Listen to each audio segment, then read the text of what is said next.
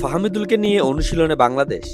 সিঙ্গাপুরের বিপক্ষে ম্যাচের আগে কিংস অ্যারেনায় প্রথমবারের মতো অনুশীলন করেছে বাংলাদেশ ফুটবল দল। আজ শনিবার বৃষ্টিস্নাত সন্ধ্যায় খেলোয়াড়দের মধ্যে ছিল ফুরফুরে আবহ, যা দলের আত্মবিশ্বাস বাড়াবে। জাতীয় স্টেডিয়াম ঢাকায় হওয়ার কথা থাকলেও বৃষ্টির কারণে শেষ মুহূর্তে কিংস অ্যারেনায় নিয়ে যাওয়া হয় অনুশীলনে দলের সঙ্গে যোগ দিয়েছেন ফাহামিদুল ইসলাম। তার অন্তর্ভুক্তি নিঃসন্দেহে দলের শক্তি আরও বাড়াবে। হামজা চৌধুরী ও শামিদ সোমের পর ফাহামিদুলকে নিয়ে ভক্তদের উন্মাদনা অনেক।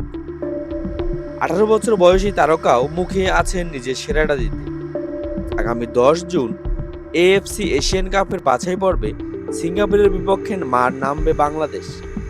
গুরুত্বপূর্ণ ম্যাচের আগে 4 জুন ভুটানের বিপক্ষে একটি প্রস্তুতি ম্যাচ খেলবে লাল সবুজের প্রতিনিধিরা। দুটি ম্যাচই অনুষ্ঠিত হবে ঢাকা স্টেডিয়ামে। আর দর্শকদের চাওয়া শামিদ সোম, ফাহামিদুল ইসলাম, হামজা চৌধুরী একটা পূর্ণাঙ্গ শক্তিশালী দল নিয়ে বাংলাদেশ সিঙ্গাপুরের সঙ্গে নামুক। আপনার মতামত কি? বাংলাদেশ কি আসলেই ভালো করবে সিঙ্গাপুরের সাথে? কমেন্টে জানান আপনার মতামত। আর ভিডিওটি ভালো লাগলে অবশ্যই লাইক এবং শেয়ার করবেন। পাশে থাকা বেল আইকনটি অন করে দেবেন। ধন্যবাদ।